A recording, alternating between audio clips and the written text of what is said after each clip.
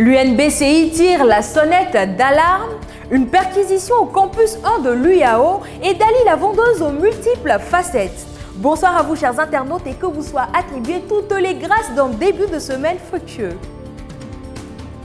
En Côte d'Ivoire, une communauté de blogueurs s'est construite ces dernières années.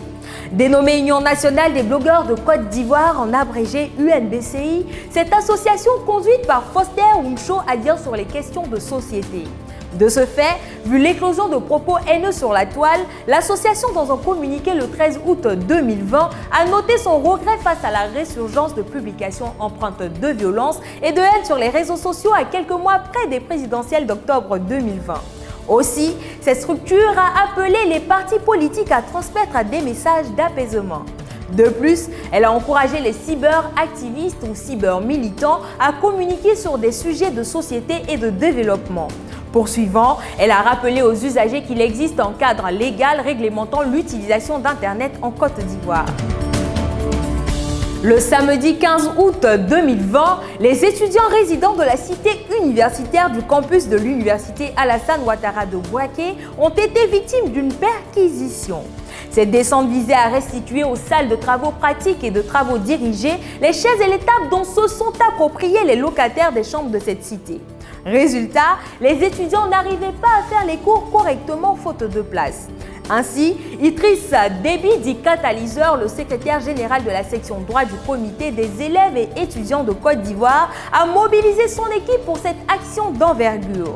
Cette opération de balayage a été très fructueuse car ce sont au total une cinquantaine de tables et de chaises qui ont été récupérées dans les chambres de la cité.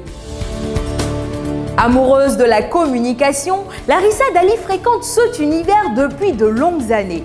Manager d'artistes et animatrice radio, la jeune dame a plusieurs cordes à son arc. Depuis le mois d'août 2020, elle a découvert une autre facette d'elle qui n'est autre que la restauration. En effet, après avoir cuisiné du placali avec la sauce Copet pour l'un de ses amis, son plat a tellement été apprécié qu'il lui suggère d'exercer dans ce domaine.